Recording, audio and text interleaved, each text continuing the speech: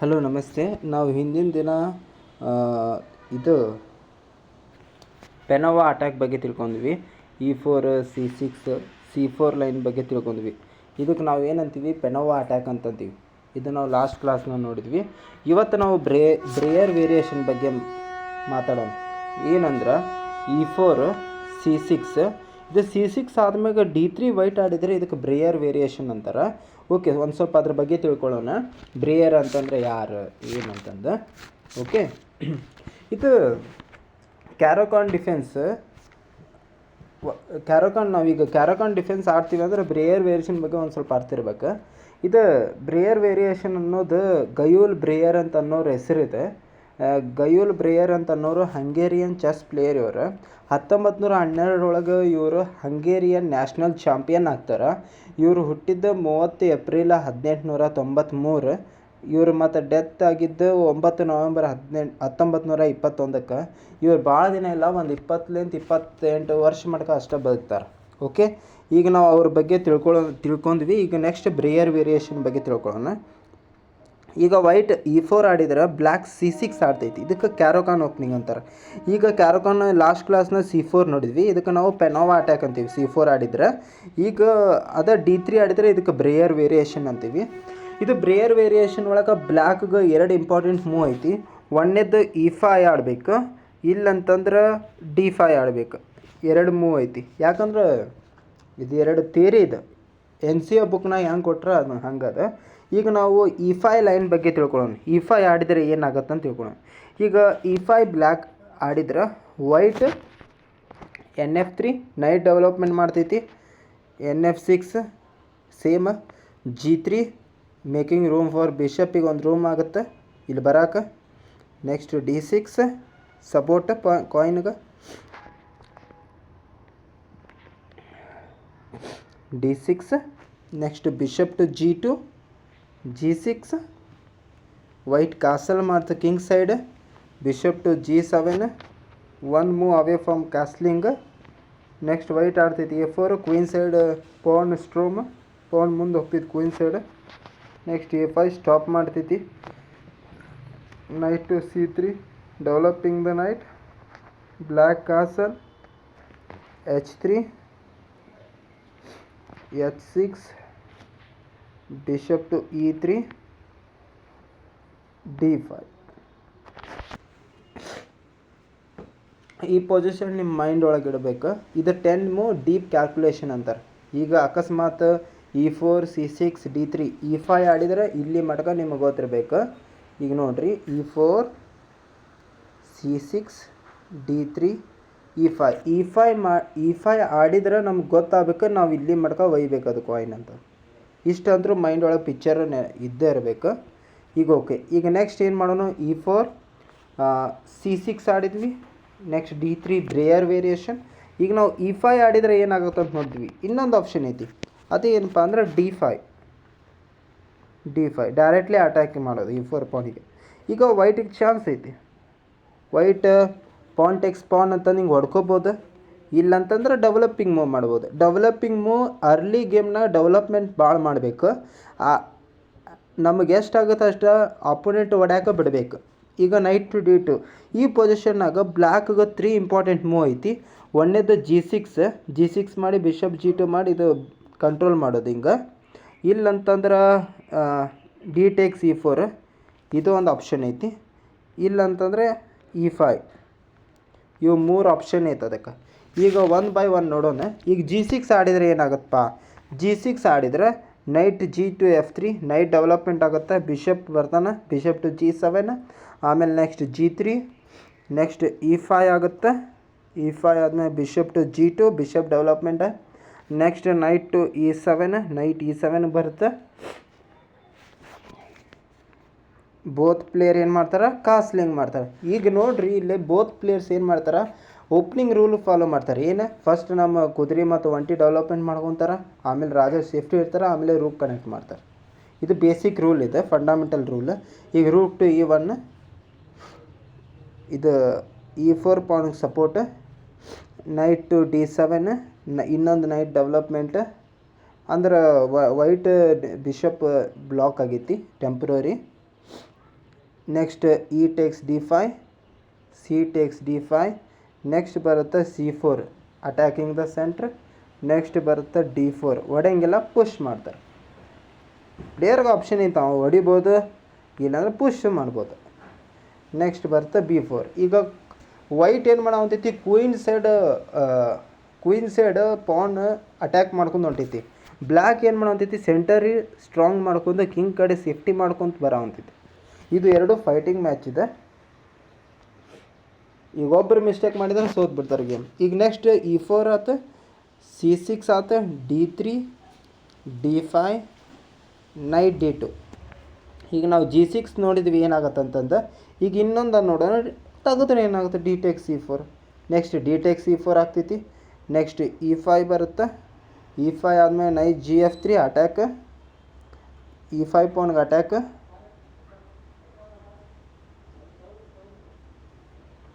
Queen ಬರುತ್ತೆ C7ಗೆ defence. A4 bishop to G4 pinning ಅಂತಾರೆ ಇದಕ್ಕೆ. ಹಿಂದೆ ಕ್ವೀನ್ ಐತಿ, ನೈಟ್ ತೆಗೆದ್ರೆ ಕ್ವೀನ್ ಹೋಗ್ತೈತಿ. C3 NF6 ನೈಟ್ ಬಂದು ಅಟ್ಯಾಕ್ ಮಾಡೋದೈತಿ. ಈಗ ಒಬ್ಬರು ಅಟ್ಯಾಕ್ ಅದಾರ, ಮ್ಯಾನೇಜ್ ಮಾಡ್ಬೋದು. H3 ಬಿಷಪ್ಪಿಗೆ attack, bishop to H5 bishop ಬಂದು back. Queen to C2 queen unpin ಮಾಡ್ಕೊತ ತನಗೆ ತಾನು. ಈಗ D ಟೇಕ್ಸ್ E4 ಆಡಿದರೆ ಇಲ್ಲಿ ಮಡ್ಕ ಬರ್ಬೇಕು. ಇದು ನೀವು ಪಿಕ್ಚರ್ ಇರಬೇಕಿದೆ. ಈ D ಟೇಕ್ಸ್ ಈಗ ಪ್ಲೇಯರ್ ಈ ಪಾನ್ ಹಿಂಗೆ ಎತ್ತಿದ್ರೆ ಅಲ್ಲಿ ಮಡ್ಕ ನಾವು ಕ್ಯಾಲ್ಕುಲೇಷನ್ ಮಾಡಬೇಕು. ಕ್ವೀನ್ ಟು C2 ಮಡ್ಕ ಇದು ಒಂದು ಟೈಪ್ ಮೈಂಡ್ ಗೇಮ್ ಇದೆ. ಓಕೆ, ಈಗ ನಾವು E5 ಲೈನ್ ಬಗ್ಗೆ ತಿಳ್ಕೊಳ್ಳೋಣ. Main line E4 C6 D3 the Breyer variation, D5 knight to D2 ನೈಟ್ಲಿಂದ defence, E5 black block centre control, knight Gf3 attacking the E5 pawn, bishop to D6. ಈಗ bishop ಬರುತ್ತೆ D6 ಒಳಗೆ defence ಮಾಡ್ಕೊತೈತಿ. Attacker ಒಬ್ರು ಅದರ, ಡಿಫೆಂಡ್ರ್ ಯಾರಿಲ್ಲ, ಅದಕ್ಕೆ ಡಿಫೆಂಡ್ರ್ ಬಂದರೆ ಈಗ ಆರಾಮ್ ಇದು ತೆಗಿಬೋದಿತ್ತು. ಅದಕ್ಕೆ ಇದು support, bishop to D6 support. ಈಗ ವೈಟಿಗೆ 3 ಚಾನ್ಸ್ ಐತಿ. ಒಂದೇದು ಕ್ವೀನ್ ಟು E2 ಆಡ್ಬೋದು, ಇಲ್ಲಂತಂದ್ರೆ D4 ಫಾನ್ ಪುಷ್ ಮಾಡ್ಬೋದು, ಇಲ್ಲಂತಂದ್ರೆ G3 ಮಾಡ್ಬೋದು. ಇವು 3 ಪ್ಲ್ಯಾನ್ ಅದಾವೆ. ಕ್ವೀನ್ ಟು E2 ಐತಿ, ಇದಕ್ಕೆ ಅಂತಂದು ಸಪ್ರೇಟ್ ಒಂದು ಪ್ಲ್ಯಾನ್ ಐತಿ. ಸಪ್ರೇಟ್ ಐಡಿಯಾ ಫಾಲೋ ಮಾಡ್ಬೇಕು. ಅಕಸ್ಮಾತ್ D4 ಆಡಿದರೆ ಇದಕ್ಕಂತ ಸಪ್ರೇಟ್ ಐಡಿಯಾ ಐತಿ, ಆ ಐಡಿಯಾ ಫಾಲೋ ಮಾಡ್ಬೇಕು. ಆಮೇಲೆ G3 ಆಡಿದರೆ ಇದಕ್ಕೆ ಅಂತಂದು ಸಪ್ರೇಟ್ ಪ್ಲ್ಯಾನ್ ಐತಿ, ಆ ಪ್ಲ್ಯಾನ್ ಪ್ರಕಾರ ಆಡ್ಬೇಕು. ಈಗ ನೆಕ್ಸ್ಟ್ ಏನು ಆಡೋಣ ಅಂತಂದ್ರೆ ಕ್ವೀನ್ ಟು E2 ನೋಡೋಣ. ಕ್ವೀನ್ ಟು E2 ಒಳಗೆ ನಾವು NF6 ಲೈನ್ ನೋಡೋಣ. ಕ್ವೀನ್ ಟು E2 ಆತ. ಈಗೇನಾಗುತ್ತೆ, NF6 ಅಟ್ಯಾಕ್ ಆಗುತ್ತೆ. ಇಬ್ಬರು ಅಟ್ಯಾಕರ್, ಇಬ್ಬರು ಡಿಫೆಂಡರ್ ನಡಿತೈತಿ. NF6 ಆತು. Next D4 attacking centre, D takes C4. ಈಗ D ಪಾನ್ ಟೇಕ್ಸ್ C4 ಆಗುತ್ತೆ. Next knight takes C5, knight takes C5 bishop to F5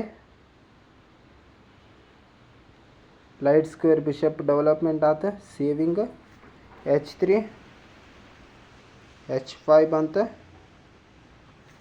night D C4. ಈಗ night D ನಾಗಿದ್ದು C4 ಅಂತಂದ್ರೆ ಎಲ್ಲೇ ಇಲ್ಲಿ ಬರುತ್ತೆ. Attacking the dark square bishop, ಇದಕ್ಕೆ attack ಐತಿ. ಈಗ ಬಿಷಪ್ ಟು E7 ಬಿಷಪ್ ಹಿಂದೆ ಬಂತು, ಅಟ್ಯಾಕ್ಲಿಂದ ತಪ್ಪಿಸ್ಕೊಂತ. ಈಗ bishop to D2 developing, knight B D7 knight D7. ಈಗ ಎರಡು ನೈಟ್ ಪ್ರೊಟೆಕ್ಟ್ ಮಾಡ್ತಾವೆ ಈಚ್. ನೆಕ್ಸ್ಟ್ ಕಿಂಗ್ ಬಂತು, ಸೇಫ್ಟಿ ಆಫ್ ದ ಕಿಂಗ್. ಈಗ ಏನಾಗ್ತ, ಒಂದು ಪರ್ಟಿಕ್ಯುಲರ್ ಆತಿತ್ತು. ಈಗ ನಾವು ಕ್ವೀನ್ ಟು E2 ಆಡಿದರೆ ಇಲ್ಲಿ ಮಡಕ ನಾವು ನೆನಪಿಟ್ಕೋಬೇಕು, ಹಣ್ಣನ್ನು ಮೂವ್ ಮಡಕ. ಓಕೆ, ಈಗ ನೆಕ್ಸ್ಟ್ ನೋಡೋಣ E4 C6 D3 the Breyer variation, D5 knight to D2 E5 NGF3 bishop to D6 D4. ಈಗ D4 ಆಡಿದರೆ ಏನಾಗುತ್ತಂತ ನೋಡೋಣ. ಈಗ ಲಾಸ್ಟ್ ಕ್ವೀನ್ ಟು E2 ಆಡಿದರೆ ಏನಾಗುತ್ತಂತ ನೋಡಿದ್ವಿ. ಈಗ ನಾವೇನು ಮಾಡೋದು, D4 ಆಡಿದರೆ ಏನಾಗುತ್ತಾ, ಡೈರೆಕ್ಟ್ ಅಟ್ಯಾಕಿಂಗ್ ಐತಿ. ಈಗ ಆ plan E takes D4 same ಆಗಲಿದ್ದ ಪ್ಲ್ಯಾನ್. ಈಗೇನು E ಟೇಕ್ಸ್ D5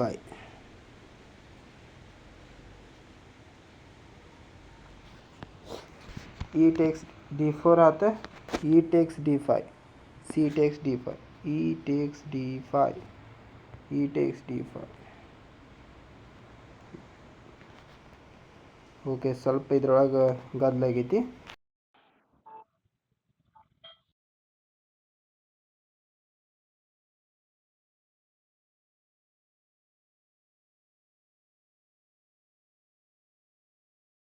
ಕಾಲ್ ಅಟೆಂಡ್ ಮಾಡಿ.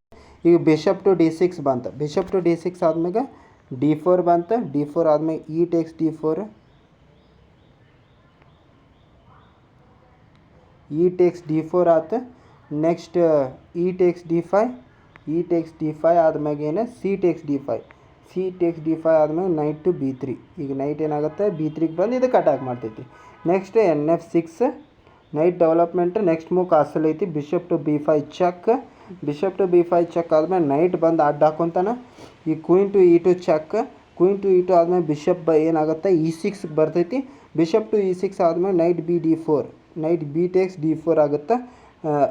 ನೋಡಿಲ್ಲ, ಕಾಯಿನ್ ತಗೊಂಡ್ರವ್ರೆ. ಈಗ ಇದು ತೆಗಿಯೋಕೆ ಬರೋಂಗಿಲ್ಲ, ಚೆಕ್ ಐತಿ, ಪಿನ್ನಿಂಗ್ ಐತಿ. ಈಗ ಕಾಸಲ್ ಮಾಡಿದರೆ ನೆಕ್ಸ್ಟ್ ಏನು ಮಾಡ್ತಾರೆ, ಈಗ ಅಕಸ್ಮಾತ್ ಕಾಸಲಿಂಗ್ ಮಾಡಿದರೆ ಇದು ಮಿಸ್ಟೇಕ್ ಆಗುತ್ತೆ. ಯಾಕಂದ್ರೆ ಇದು ಆಗುತ್ತೆ. ಈಗ ಹಿಂಗೆ ಹೊಡೆದ್ರೆ ಸೀದಾ ಹಿಂಗೆ ಪೀಸ್ ಅಪ್ ಆಗುತ್ತೆ, ಮತ್ತು ಪೀಸ್ ಸುಮ್ಮನೆ ಇದಾಗ್ತೈತಿ. ಅದಕ್ಕೆ ಇದು ಇಷ್ಟು ನಾವು ಮೂಮೆಂಟ್ ನೆನಪಿಟ್ಕೋಬೇಕು. ನೆಕ್ಸ್ಟ್ ಏನಂತಂದ್ರೆ e4, c6, d3 d5, d3 d5 the Breyer variation. Knight to d2 ಆತ. Next e5, next ngf3, ngf3 ಆದ್ಮೇಲೆ bishop to d6, bishop to d6 ಆದ್ಮೇಲೆ g3. ಈಗ g3 ಆಡಿದರೆ ಏನಾಗುತ್ತೆ ನೋಡೋಣ. ಈಗ ಲಾಸ್ಟ್ ಟೈಮ್ ನಾವು ಏನು ಮಾಡಿದ್ವಿ, ಕ್ವೀನ್ ಟು e2 ಆಡಿದರೆ ಏನಾಗುತ್ತೆ ಅಂತ ನೋಡಿದ್ವಿ. ಆಮೇಲೆ d4 ಆಡಿದರೆ ಏನಾಗುತ್ತೆ ಅಂತ ನೋಡಿದ್ವಿ. ಈಗ ಏನು ಮಾಡೋಣ, g3 ಆಡಿದರೆ ಏನಾಗುತ್ತೆ. ಈಗ g3 ಆಡಿದರೆ ಏನಾಗುತ್ತೆ ಅಂತ ನೋಡೋಣ. ನೈಟ್ ಬರ್ತೈತಿ nf6, ಆಮೇಲೆ ಬಿಷಪ್ ಬರ್ತೈತಿ g2ಗೆ ಮನೆಗೆ. ಬೋತ್ ಪ್ಲೇಯರ್ ಕಾಸ್ಲಿಂಗ್ ಮಾಡ್ತಾರೆ ಫಾಲೋವಿಂಗ್ ದ ರೂಲ್ಸ್. ರೂಕ್ ಬರ್ತಾ ಹಾಫ್ ಆಫ್ ಅನ್ ಇದು ಈ ಲೈನ್ನಾಗ ವೈಟು ಹಂಗೆ ಸೇಮ್ ಐಡಿಯಾ. ಈಗ ಬ್ಲ್ಯಾಕಿಗೆ ಎರಡು ಈ ಪೊಸಿಷನ್ನಾಗ ಬ್ಲ್ಯಾಕಿಗೆ ಎರಡು ಚಾನ್ಸ್ ಐತಿ. ಒಂದೇದ್ದು ಬಿಷಪ್ ಟು g4 ಆಡಬೇಕು, ಪಿನ್ ಮಾಡಬೇಕು. ಇದಕ್ಕೆ ಟ್ಯಾಕ್ಟಿಕ್ಸ್ ಅಂತಾರೆ. ಟ್ಯಾಕ್ಟಿಕ್ಸ್ ಒಳಗೆ ಇದಕ್ಕೆ ಪಿನ್ನಿಂಗ್ ಅಂತಾರೆ. ಪಿನ್ನಾರ ಮಾಡಬೇಕಿಲ್ಲ night B d7, night development ಮಾಡಬೇಕು. ಇದು ಎರಡ ಮೋಸ್ಟ್ ಇಂಪಾರ್ಟೆಂಟ್ ಥಿಯರಿ ಮೂವ್ ಇದು. ಇನ್ನೂ ನಾವು ಹೆಚ್ಚಿಗೆ ಮೂವ್ಮೆಂಟ್ ಮಾಡ್ಬೋದು, ಆದರೆ ಇದು ಥಿಯರಿ ಮೂವ್ಮೆಂಟ್ ಅಂತಾರೆ. ಥಿಯರಿ ಅಂತಂದ್ರೆ ಅಕಾರ್ಡಿಂಗ್ ಟು NCO ಬುಕ್ ಒಳಗೆ ಹೆಂಗೆ ಐತಿ ಅದ್ರ ಪ್ರಕಾರ ಆಡೋದು. ಈಗ ಎರಡು ಮೂವ್ಮೆಂಟ್ ಐತಿ. ಅದ್ರೊಳಗೆ ನಾವು first bishop to g4 line ನೋಡೋಣ. ಈಗ ಇದು ಪಿನ್ನಿಂಗ್ ಮಾಡಿದರೆ ಟ್ಯಾಕ್ಟಿಕ್ ಯೂಸ್ ಮಾಡಿದರೆ ಹೆಂಗೆ ಆಡಬೇಕು. Next h3 attack. ಈ ಕ್ವಶನ್ ಕೇಳೋದು, ಎ ಬಿಷಪ್ ನೀವು ಏನು ಮಾಡ್ತೀವಿ, ಈಗ ಹೊಡಿತೀಯಾ ಹಿಂದೆ ಹೋಗ್ತೀಯಾ, ಹಿಂಗೆ. ಈಗ ನೆಕ್ಸ್ಟ್ ಆಗುತ್ತೆ, ಏನಾಗುತ್ತೆ, ಬಿಷಪ್ ಹಿಂದೆ ಹೋಗುತ್ತೆ h5. ಈಗ ನೈಟ್ ಟು f1. ಈಗ ನೈಟ್ ಬಂತು ಬ್ಯಾಕ್ f1ಗೆ ಸಪೋರ್ಟ್ ಮಾಡುತ್ತೆ ಈ ಕಾಯಿನ್ಗೆ. ನೈಟ್ ಬಿ d7, ನೈಟ್ ಬಂತು ಸಪೋರ್ಟ್ ಮಾಡೋಕೆ g4 ಅಟ್ಯಾಕಿಂಗ್. ನೆಕ್ಸ್ಟ್ ಏನಾಗುತ್ತೆ, ಬಿಷಪ್ ಬ್ಯಾಕ್ ಹೋಗುತ್ತೆ. ಬ್ಯಾಕ್ ಹೋಗೋದಕ್ಕೆ ನಾವು ಇನ್ನೊಂದು ಅಂತೀವಿ ರಿಟ್ರೀಟ್ ಅಂತೀವಿ. ಬ್ಯಾಕ್ ಹೊಂಟೈತೆ ಅಂದ್ರೆ ಬಿಷಪ್ ಟು g6 ಆತ. ನೈಟ್ ಟು g3 ಬಂತು. ಈಗ ನೈಟ್ ಏನಾಯ್ತು, ಮುಂದೆ ಫಾರ್ವರ್ಡ್ ಆಯ್ತು. ಯಾಕೆ, ಇದು focusing the f5 point target. ಈಗ f5 ಹೋತಂದ್ರೆ ಬಿಷಪ್ ಎಕ್ಸ್ಚೇಂಜ್ ಆತಂದ್ರೆ ಅಲ್ಲಿ ನಮಗೆ ಸ್ಟ್ರಾಂಗ್ ಪಾಯಿಂಟ್ ಸ್ಟ್ರಕ್ಚರ್ ಸಿಗುತ್ತೆ. ಓಕೆ, ಮೇನ್ ಕಂಟ್ರೋಲ್ ಮಾಡ್ಬೇಕು ಮೂರು ಸ್ಕ್ವೇರ್ಸ್ ಕಂಟ್ರೋಲ್ ಮಾಡಬೇಕು. ಈಗ ನೈಟ್ ಟು g3 ಆತ. Next d takes e4, PAN takes d takes e4, d takes e4, queen development. ಈಗ ಇದು ಅನ್ಡಿಪೆಂಡೆಂಟ್ ಪಾನ್ ಇದೆ. ಈಗ ನಾವು ಹೊಡಿಬೋದು. ಹಿಂಗೆ ನೋಡ್ಬೇಕು. Bishop to c5. ಈಗ ಬಿಷಪ್ ತಗೊಂಡ್ರೆ ಸಪೋರ್ಟ್ ಇಲ್ಲ ಅಂತಂದ್ರೆ ನೈಟ್ ಟು d2. ಯಾಕಂದರೆ ಈಗ ಇದಕ್ಕೆ ಸಪೋರ್ಟ್ ಇಲ್ಲ. ಒಬ್ಬರು ಅಟ್ಯಾಕರ್ ಅದಾರೆ. ಈಗ ನೋಡಿರಿ, ಒಬ್ಬರು, ಇಬ್ಬರು, ಮೂರು, 4 ಮಂದಿ ಡಿಫೆಂಡರ್ ಅದಾರ. 1 2 ಇಬ್ಬರು ಮಂದಿ ಅಟ್ಯಾಕರ್, 4 ಮಂದಿ ಡಿಫೆನ್ಸರ್ ಅದಾರ. ಓಕೆ, ಇದೇನು knight to bishop to g4 line. e4, c6, e5. Okay, ಈಗ ನೆಕ್ಸ್ಟ್ ನೋಡೋಣ knight B d7 line. Okay, e4, c6, d3 the Breyer variation, d5, knight to d2, e5,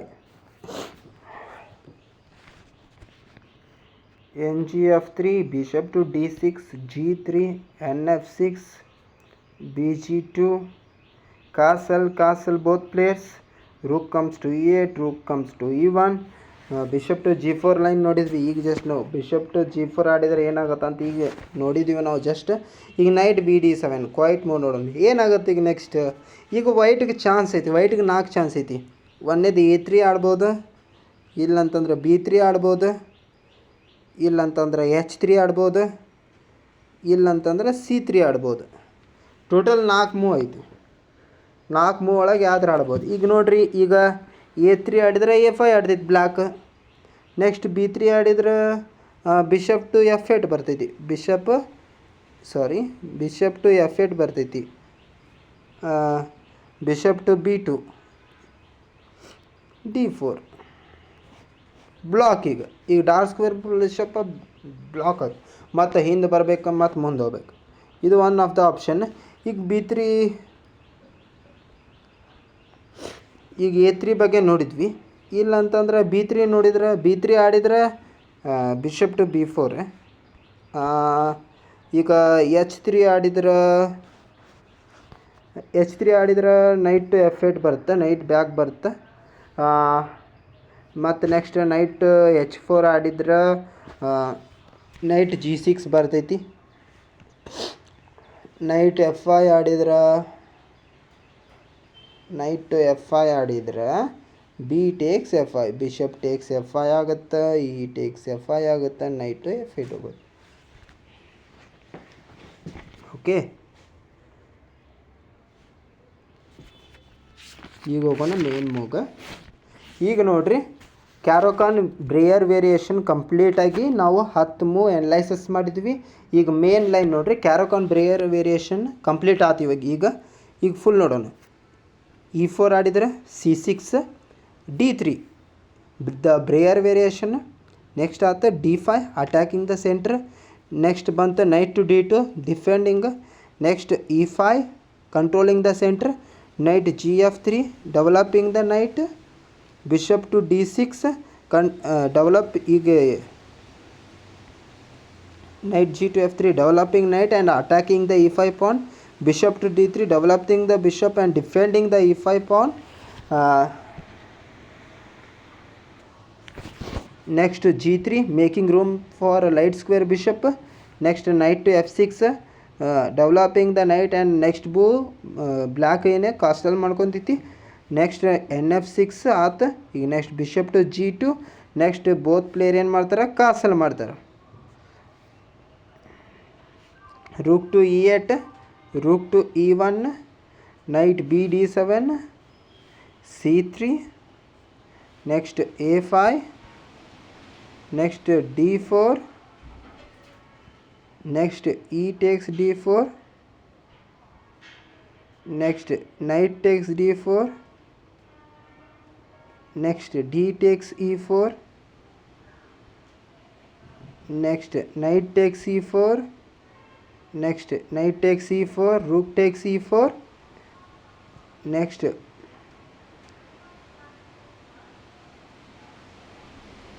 rook takes E4, bishop takes E4, NF6 attacking the light square bishop L shape ಒಳಗೆ. bishop ಬಂತು back ಹಿಂದೆ. bishop to G4 attacking the queen. ಈಗ queen ತೊಗೊಂಡು ಹೊಡ್ಯಾಕೆ ಬರೋಂಗಿಲ್ಲ, ಯಾಕಂದ್ರೆ night ತೊಗೊಂಡು ಹೊಡಿತೈತಿ. ಇಷ್ಟು move okay. ಈಗ ನಾವು ಕ್ಯಾರೊಕಾನ್ ಬ್ರೇಯರ್ ವೇರಿಯೇಷನ್ ಬಗ್ಗೆ ತಿಳ್ಕೊಂಡ್ವಿ. ಇಷ್ಟೊತ್ತನ